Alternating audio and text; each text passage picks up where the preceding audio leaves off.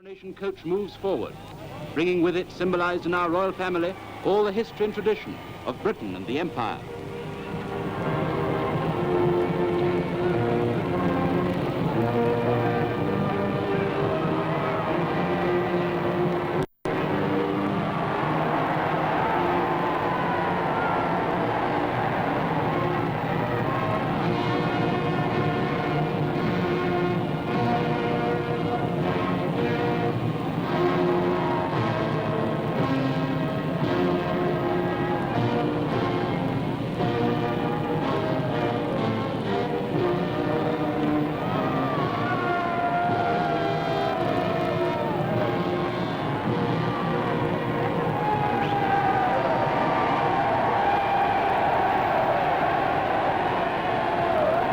Round the Victoria Memorial and down the Mall goes the roar of cheering, spreading like a slow fire.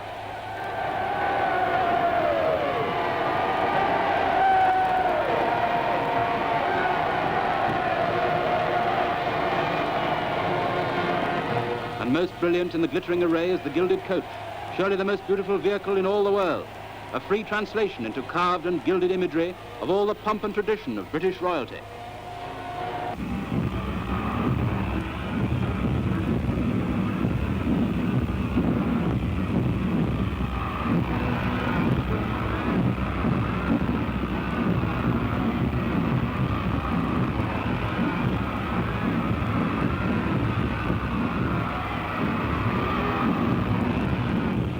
Through the Admiralty Arch and below the tall shade of Nelson, there passes in turn the glass coaches bearing the members of the royal family.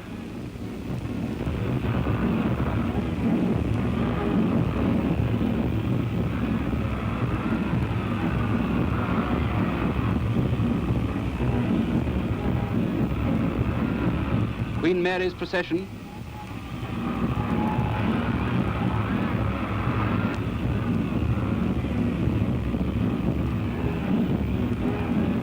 and the Royal Cavalcade, led by the Army, Navy and Air Force contingents, the King's bodyguard of the Yeomen of the Guard, the King's escort from the Indian Army, and finally the state coach drawn by the 8 Windsor Greys.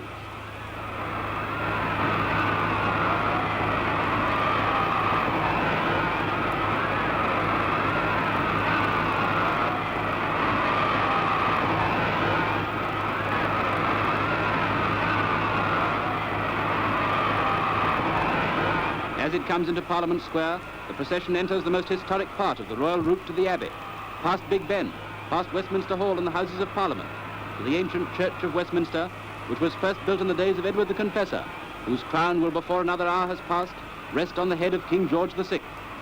And perhaps it's appropriate that at this moment, as the state coach draws up at the Abbey, we should remember other coronations that have passed. Now, once again, a sovereign comes to the throne, fitted by character and upbringing to carry on a great tradition.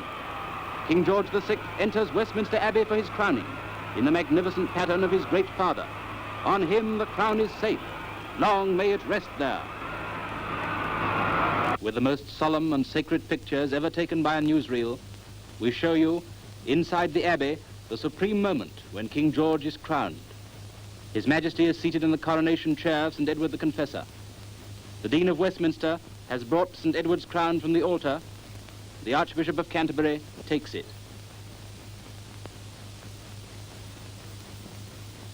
He elevates it with solemnity, lowers it to rest upon the royal brow.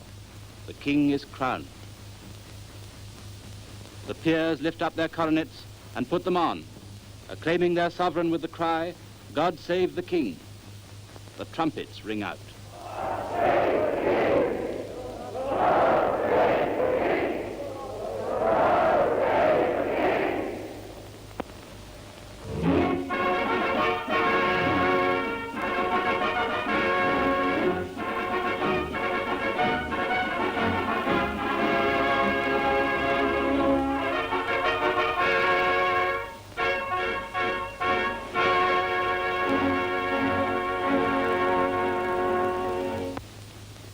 Fanfare brings the news to a waiting world that another British king has ascended the throne